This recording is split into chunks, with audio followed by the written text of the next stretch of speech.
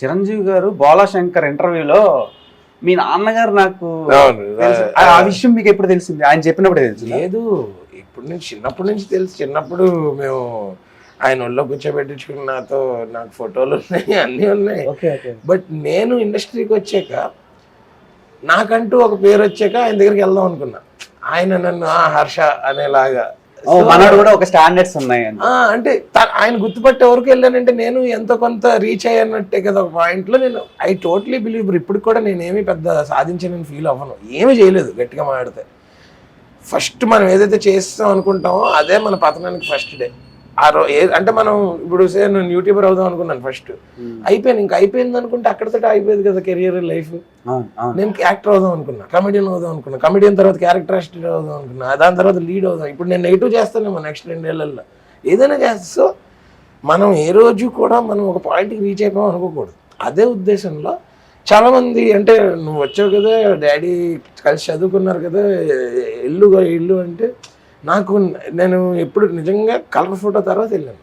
Colour photo గురించి sir ఒక stage మీద అప్రిషియేట్ చేశారు. అవునవును. దాని తర్వాత ఆహా వాళ్ళది నేను ఒక షో చేస్తుంటే శామ్ జమ్ అనే షోకి సార్ గెస్ట్ కింద వచ్చేవారు. అందులో నాతో చిన్న సెగ్మెంట్ ఉండేది అనమాట. అక్కడ ఫస్ట్ టైం అనమాట కలవడం. అప్పటికి సార్కి తెలీదు నేనే వాళ్ళ క్లాస్మేట్ వాళ్ళ అబ్బాయి అని చెప్పి. సో డాడీ వాళ్ళు సార్ వాళ్ళు మొన్న 2022 డిసెంబర్లో రీయూనియన్ అయింది ఒకటి YN college, Narasapuram college. Okay. So ఆ రీయూనియన్లో కలిసినప్పుడు ఇంకా ఈవినింగ్ వాళ్ళ బెస్ట్ ఫ్రెండ్స్ అందరూ కలిశారు. డాడీ వాళ్ళ 5 people కలిసినప్పుడు చెప్పారండి, డాడీ హర్ష అని ఉంటాడు కదా తను మా అబ్బాయి అంటే, ఎవరు హర్ష అంటే మరి అదేంటి ఎప్పుడు చెప్పలేదు అంటే ఇంకా అట్లా అనమాట సార్. బట్ అంటే అలా డాడీ క్లాస్మేట్స్ అని కాదు కానీ నేను కూడా ఎప్పుడు చెప్పలేదు అట్లా. బికాజ్ ఆయనకి అది తెలుసు అనమాట, తనంతటి తనే వచ్చాడు. ఇవాళ మన ట్రైలర్ లాంచ్ చేసినప్పుడు కూడా ఆయన అన్న మాటలు నేను పక్కన ఎమోషనల్ అయిపోతుంటాను. నాకు ఆగట్లా అది. ఎందుకంటే మనం చిన్నప్పటి నుంచి దేవుడిలో భావించిన ఒక హీరో గాడ్. ఇంక అసలు అలాంటి మనిషి ఫస్ట్ పక్కన కూర్చుని నా ట్రైలర్ లాంచ్ చేస్తున్నారంటేనే నేను అప్పటికే లైట్ ఇలా అవుతున్నా. బట్ ఆయన చెప్పిన మాటలకి ఇంకా అంటే ఆయనకి ఏం అవసరం. నేను ఒక చిన్న ప్రయత్నం ఈ సినిమా కంటెంట్ చూశారు. నేను కుదిరినప్పుడు ఆయనకి ఒక టీజర్ చూపించాను అనమాట, బోలాశంకర్ ప్రమోషన్స్ చూపించి సార్ ఇదంటే భలే ఉంది అని చెప్పి నేను ఏ విధంగా నీకు ఇచ్చే మీరు ఆ మాట చెప్తే చాలా హ్యాపీ సార్ అంటే ఇమీడియట్గా ఒప్పుకొని చేసి అదంతా మాకు చాలా ఇదనమాట. అంటే మళ్ళీ నెవర్ అగైన్ ఇంకా highest point in my life ఏమో అది అనిపిస్తుంది అనమాట. సో ఇక్కడ మీరు ఒకటి క్రియేట్ చేశారు. సో అది కాంట్రవర్సీ అవుతుందేమో నాకు భయం వేస్తుంది. టాలెంట్ ఉన్నోడిని టాయిలెట్ వచ్చినోడిని ఎవరు ఆపలేరని మళ్ళీ ప్రూవ్ చేశారు మీరు. సో ఇది మీరు సీరియస్ గా తీసుకోకూడదు, మంచి ఫ్లోలో.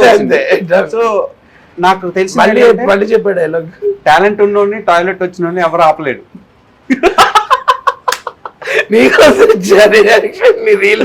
సో బేసిక్ గా నేను అది ఎందుకన్నానంటే లిటరల్ గా మనకు అర్జెంట్ గా వస్తే ఎవరు ఆపలేదు.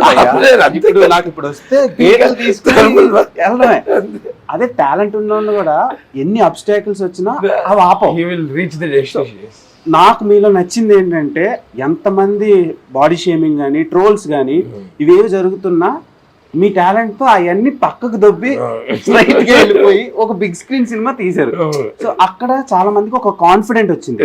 అంటే 10 ఏళ్ల క్రితం ఒక యూట్యూబ్ జర్నీ స్టార్ట్ చేసి ఈ రోజు 70mm స్క్రీన్ మీద కనిపించడానికి రెడీ అయింది ఒక మీ ప్రాజెక్ట్ అంటే కొన్ని లక్షల మందికి ఇన్స్పిరేషనల్ జర్నీ మీది. సో ఆ విషయానికి వస్తే నేను కూడా వన్ ఆఫ్ ద పర్సన్ అనమాట, ఇన్స్పైర్ అయ్యే పర్సన్స్ లో. And coming to Sundaram master. Sundaram master ఈ టైటిల్ మన తెలుగు వాళ్ళకి ఒక 30-40 years నుంచి బాగా. సో సుందరం మాస్టర్ క్యారెక్టర్ లోకి మీరు ఇన్వాల్వ్ అయినప్పుడు వైవా స్క్రిప్ట్ మీకు ఎంతవరకు గుర్తొచ్చింది, దాన్ని మీరు ఎంతవరకు ఎందులో కన్వర్ట్ చేసుకోగలిగారు? యూజువలీ అసలు అంటే మన సుందరం మాస్టర్ లో నా క్యారెక్టర్ పేరు సుందర్రావు. అసలు వైవా క్యారెక్టర్ కి దీనికి సంబంధమే లేదు. ఒకటే కోఇన్సిడెన్స్ ఏంటంటే టీచర్ నేను ఆ రోజు షార్ట్ ఫిల్మ్ చేసినప్పుడు నేను అందులో కూడా టీచర్ లాగా యాక్ట్ చేసాను ఒక స్టూడెంట్ ని. ఇందులో కూడా నాకు ఇంగ్లీష్ వచ్చనుకుని అక్కడికి వెళ్తాను, బట్ వాళ్ళకే ఇంకా బావచ్చు. ఇందులో కూడా ఒక teacher. So in general Sundarrao అనే character it is an average of all of us మన అందరిలో ఉన్నాడు వాడు. ఏదో పాయింట్ ఆఫ్ టైంలో మీరు సినిమా చూసాక మీరు రిలేట్ అవుతారు అనమాట. ఆర్ మన పక్కన చూసుంటాం సుందరరావు గారిని మన లైఫ్లో ఫ్రెండ్స్లోనో ఎక్కడ. సో ఆయన ఒక సగటు మనిషి. ఆ సుందరరావు అనే character is an average person of all of us. So ఆ క్యారెక్టర్ని నిజంగా ప్లే చేయడం నాకు ఛాలెంజింగ్ ఏం లేదు, ఇంకా ఎక్సైటింగ్ ఉండేది అనమాట. ఎందుకు అంటే అరే దీనికి రిలేట్ అవుతారు, అది ఇంతే కదా మన ఊర్లో కూడా ఇలాగ ఉంటారు, అరే నాకు వాడు తెలిసి ఇలా బిహేవ్ చేసేవాడు. ఎవ్రీ టైం మేము దాన్ని యాడ్ చేస్తూ పోగా it became a very real character. మీరు ఇందాక అన్నారు మేము అక్కడ హర్షని చూడలేదు, లేకపోతే ఒక హీరోని చూడలేదు, ఒక క్యారెక్టర్ సుందరంగా చూసాం అది. సో ఐ థింక్ అక్కడ we have been successful in letting people know that it is the character and దానికి ఒక జర్నీ ఉంటుంది all throughout the film. Highlight thing ఏంటంటే బేసిక్గా మిమ్మల్ని మీకు ఒక ఫేమ్ ఉంది, నేమ్ ఉందని కొత్త ప్రొడ్యూసర్ ప్రొడ్యూస్ చేస్తే ఓకే మనోడు కొత్తగా రావాలనుకుంటున్నాడు, ఒక మంచి ఆర్టిస్ట్ ని పెట్టుకొని చేస్తున్నాడు అనుకోవచ్చు.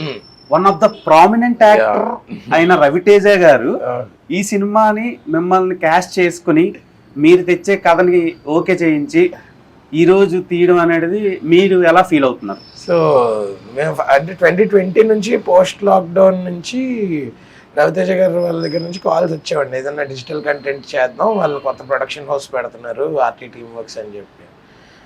ఓకే కోఆర్డినేషన్ నడుస్తూ ఉంది. తర్వాత ఇంకా నేను ఇట్లా అటు ఇటు ఈ కథ నా దగ్గర రాగానే నేను ఐ ఫెల్ట్ దీనికి సార్ లాంటి ఒక అభయహస్తం యాడ్ అయితే అసలు దీన్ని మనం చాలా చక్కగా అనుకున్నట్టు దట్ ఈస్ నాట్ అభయహస్తం, దట్ ఈస్ బ్రహ్మాస్త్రం అంతే. సో సార్ దగ్గరికి వెళ్ళి వన్ సిట్టింగ్ అండి, ఒకే సిట్టింగ్ లో ఆయన గ్రీన్ సిగ్నల్ చేస్తారు, పూజ అంతా చేసుకుని ఇమీడియట్ గా మొదలెట్టారండి. With in I think hardly 30 to 40 days లోపల ప్రాజెక్ట్ వాజ్ ఆన్ సెట్స్.